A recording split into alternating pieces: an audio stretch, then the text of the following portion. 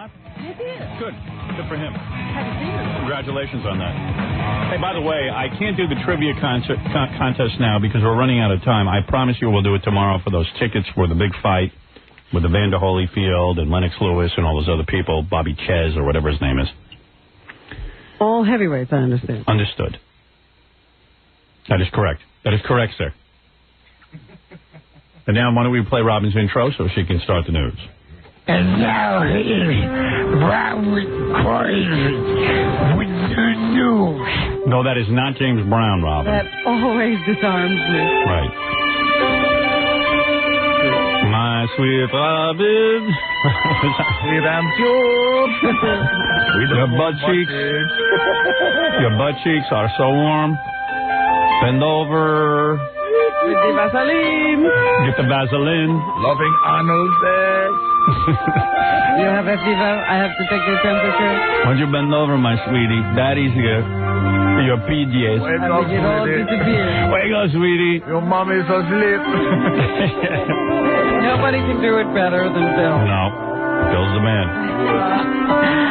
Broadway star Julie Andrews is being accused of throwing a tantrum. I am not taking my Tony. Yesterday, she stood up and proclaimed loudly that she is honored by the recognition of the Tony Award nominating committee, but because the rest of her play was ignored, she does not accept the nomination. Do you think this woman not want to be a part of the Tony? Do you think this woman knows that there's poverty and homelessness and children going to bed starving? I mean, a lot more forgotten people. Yeah, excuse us. You know, the Tony committee decided that she was the only one worthy of a nomination, and she's going to now pressure them into more nominations. These are arbitrary awards. Yeah, she is a spoiled brat.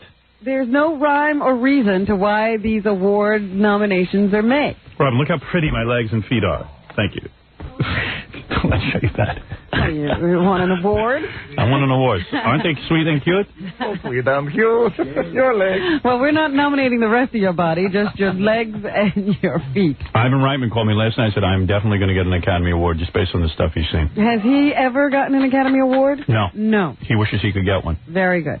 All right. Will we allow Julie Andrews to speak her piece? Can I just say one thing about the Academy Awards? If I'm the only one nominated and you are not, Robin? Don't you dare accept that award. No, I'm absolutely going to. She has set a precedent, and I expect you to follow it. Yeah, no way. I'll accept.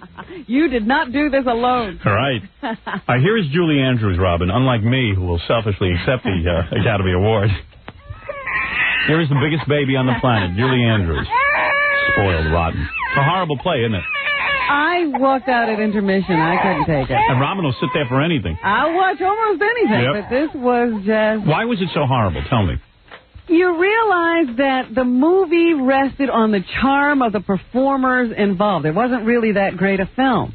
Right. And it didn't have a bunch of musical numbers shoved into it that you really didn't want to listen to and didn't have any real... You know, you don't walk away humming any of these songs. The only song that really works is the song that was in the film. The rest of them are these additions that just aren't that good. Throwaways. Yeah. Thank you. And they don't have, you know, the performers don't have the same charm of a James Garner, let's say, or, you know, some of these other people. You know, James Garner has charm? Well, he did in that film. He did?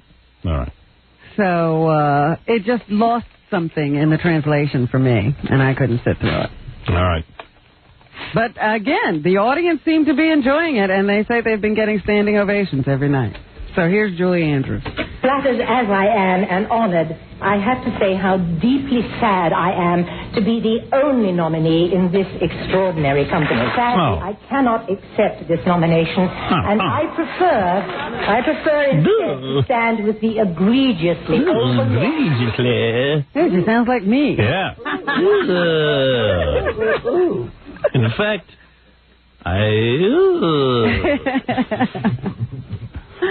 What else does she say? Victor Victoria is a collaboration between designers, choreographer, director... She's going to tell everybody who has to be nominated. Cast and crew. An extremely happy and... Cast? This makes it especially sad that so many of my colleagues have been ignored by this year's nominating process. I could not have done this alone. Oh. Shut up! Sit down! My dad ought to get a hold of her. Oh, he can fix her. Oh, 2 seconds. Not to be stupid, you moron. Right. Is there any more? Or is that all? Oh, I believe that's it. Oh, darn. I was enjoying her. Ooh. I would just go on and on. But can you imagine the nerve of this woman? What a spoiled brat. Egregious. So what if they had nominated everybody and she was the only one who won? That would have been all right. Why?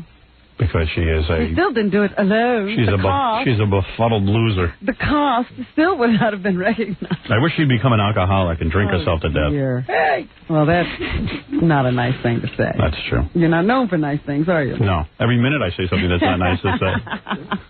A 6-year-old San Francisco area boy charged with attempted murder of a 6-week-old child may soon get to leave juvenile hall.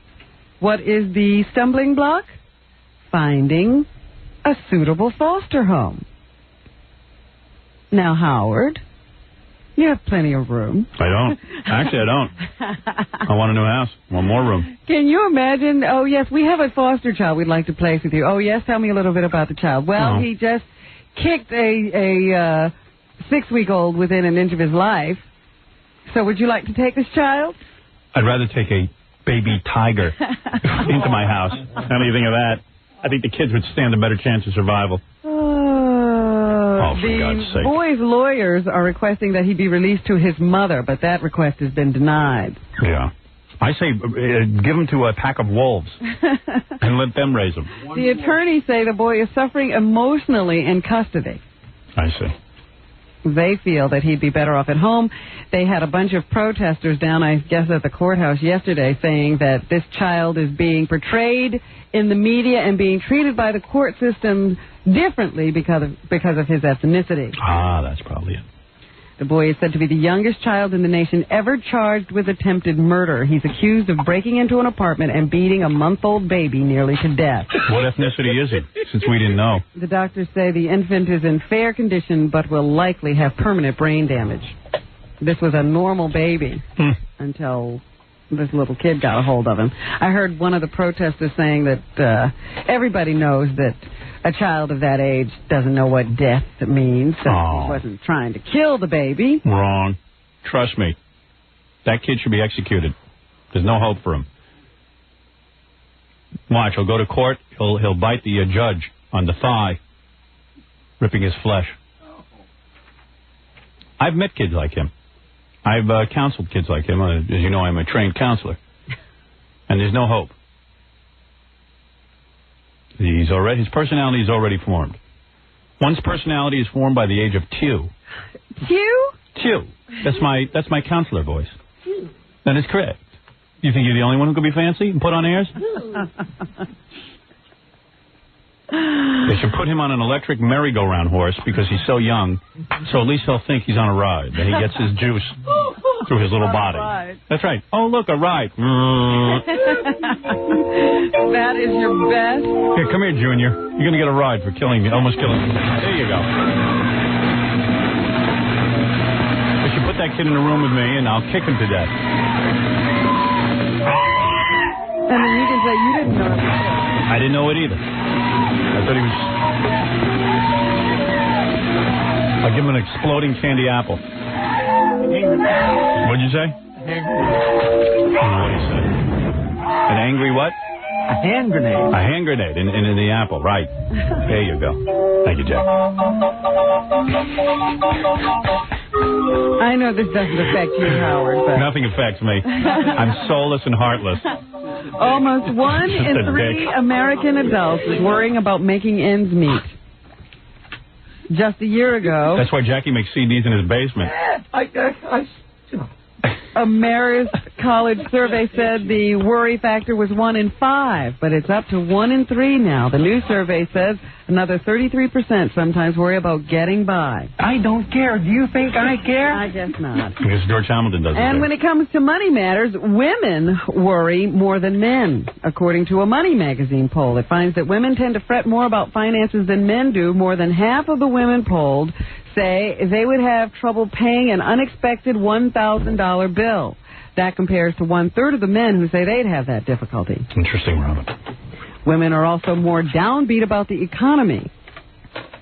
It's true. Vaginas throw off your reasoning about financial matters. Stop it. That's a proven fact, and Robin has just pointed it out. Oh, dear. No. Sociologists say that the difference is due to the lower earning power of women. Very simple, Howard. It's not vaginas. You don't know that for sure. Sure. Gotta be careful. Sex. Respondents were asked about sex, too. 60% of the women say they think more about money than sex. It's true. Compared to 34% of the men. Well, there you go. I think about sex more than money. Really? Oh, yes. I'm constantly. You have money. What if you didn't have Even when I didn't have the money, I was always thinking about sex. All right, if you say so. Yep, I'm telling the truth. We're going to take a break. We'll be back right after these words. You're listening to The Howard Stern Show. 97.1 The Eagle. You're listening to The Howard Stern Show. Once again, Howard Stern. And once again, Robin Quivers with the news. The depositions for the civil suit, wrongful death suit against O.J. Simpson continue. Everybody's wondering if Jason Simpson, the oldest son of O.J., gave some damaging testimony about his father during those depositions. Jason testified that his father was very upset about the slight from Nicole Simpson that night that banned him from a family gathering after his daughter Sydney's recital. Apparently, according to Jason, they were all supposed to go to a different restaurant that night, and O.J. was included on the guest list. And 2 days before the event, Nicole changed the reservation to Mezzaluna, excluding O.J., and he was quite upset. Look what O.J. is upset about. O.J. Nicole Brown's father also was deposed the other day, and he says that O.J. Simpson was abusing his daughter before their marriage. Wow. He said he heard of an incident before the marriage in which, during an argument, I guess, O.J. put his daughter out of the car and drove off without her. We heard about that. Well, this is a recurrent pattern. Obviously, he must have done this a lot, but he did it before the marriage, too. And Mr. Brown then said to his daughter, I don't know why you would want to continue seeing a man who would treat you that way. However, just before the marriage, O.J., had come back. He picked her up. He apologized, swore it would never happen again. And because the marriage was imminent, Mr. Brown says he had to accept him. Baby, I'm so sorry. I would never let it happen again to you. I love you. O.J.'s sweet talking. Sweet but talking after O.J. the marriage, Mr. Brown says that O.J. used to call his daughter stupid. Is that her maiden name? Hey, that's every guy's wife's name, isn't it? Well, wouldn't you call somebody stupid who married somebody who put was a him murderer? out of the car? Yeah. He said, how could I not call you stupid? I put you out of the car. You marry me anyway. You're stupid. That's something you got to think about. Yeah. So anyway, Mr. Brown also describes O.J. as a controlling type person. I'll say. Brown said he knew the abuse had gotten worse when Nicole showed him photos of bruises on her body and said O.J. had inflicted them. And then he wrote stupid on a birthday cake. So there seems to have been long-standing abuse, according to the father. How come the father wasn't put on the stand? I don't know. I don't understand any of that whole trial. Plus, the jury only responded to emotional things. They couldn't get into evidence. Emotional to That's what I'm hear saying. about.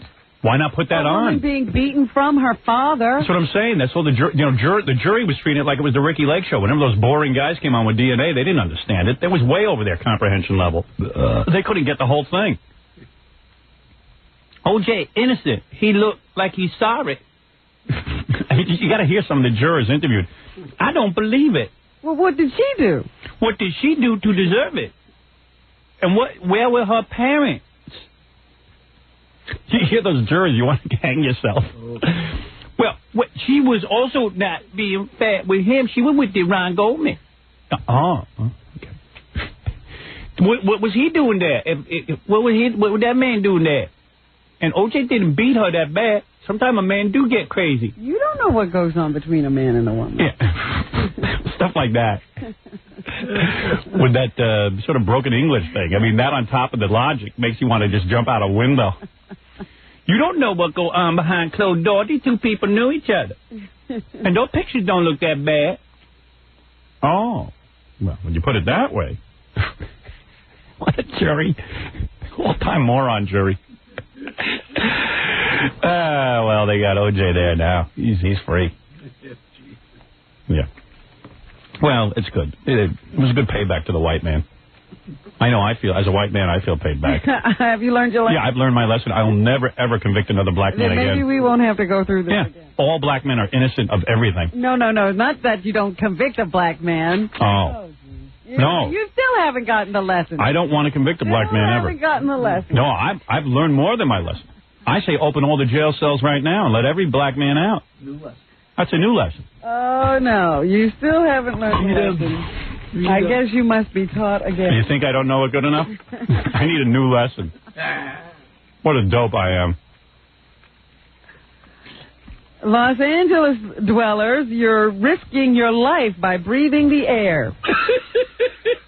Hey, what do we care? We're here. A discouraging new report on air pollution says that living in Los Angeles is likely to shorten your life. All those health freaks. Yeah, your running is making you breathe more of that crap. Hey, we were the ones who discovered yogurt, man. We're going to live forever. Yeah, right. Keep breathing.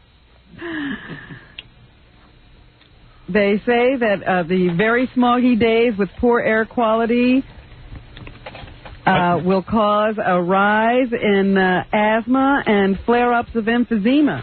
25 years of drinking orange juice and doing aerobics, and they'll kill over from the air. You get chronic obstructive pulmonary disease and all sorts of lung and heart disorders that can become worse, and especially in children and the elderly.